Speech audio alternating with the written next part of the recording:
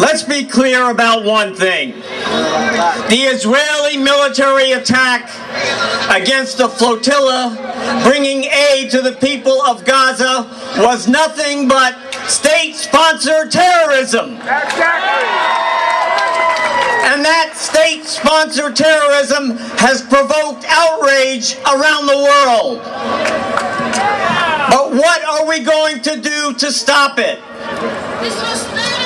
In the 1980s, when the racist apartheid regime was shooting down people in the streets of South Africa, very much the way the Israeli military shot down unarmed people on the flotilla, we here in San Francisco took action against the ship that came in from South Africa. The Longshore Union for 11 days refused to offload the ship with the bloody cargo from South Africa. When Nelson Mandela was freed from jail a few years later, he did a world tour and he said it was that action that sparked the anti-apartheid movement around the world.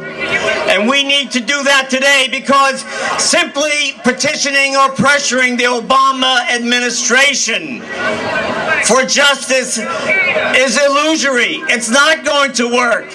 Every U.S. government since the creation of the State of Israel has given that government a blank check.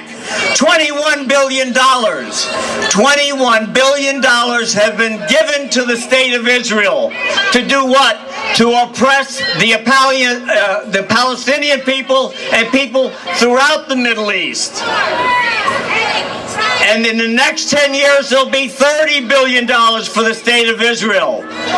The problem in the Middle East, Mohammed al-Baradei of the International Atomic Energy Commission said, the main threat to peace in the Middle East is the only country that has nuclear weapons in the Middle East, Israel.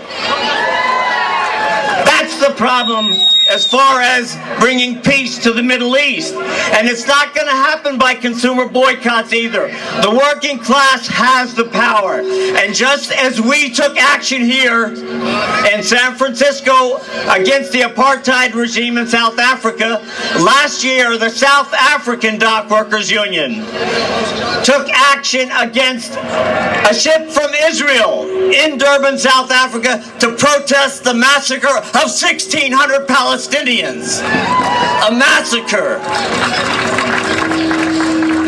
Now, there have been statements around the world from particularly the South African trade union movement because they know what apartheid looks like. Israel is an apartheid state, not just in Gaza, but in the West Bank where they're building the apartheid wall. We must oppose this by workers' actions. Unite, which is one of the largest trade unions in Britain, has come out and protesting the Israeli massacre of the flotilla people. But most importantly, and you need to pay attention to this, the Swedish dock workers who stood strong against the apartheid regime have now announced just yesterday they will strike against every Israeli ship in Sweden from June 15th to June 24th. That is the kind of action that's needed to oppose the oppression by the Zionists against the Palestinian people. Workers have the power. We need to exercise that kind of power today. Just as we did in 1984 against the ship from South Africa. We have the power to stop the Israeli government from oppressing Palestinian people. Stop the U.S. military aid to Israel. Stop the blockade for the right of self-determination and the right of return for the Palestinian people. Thank you.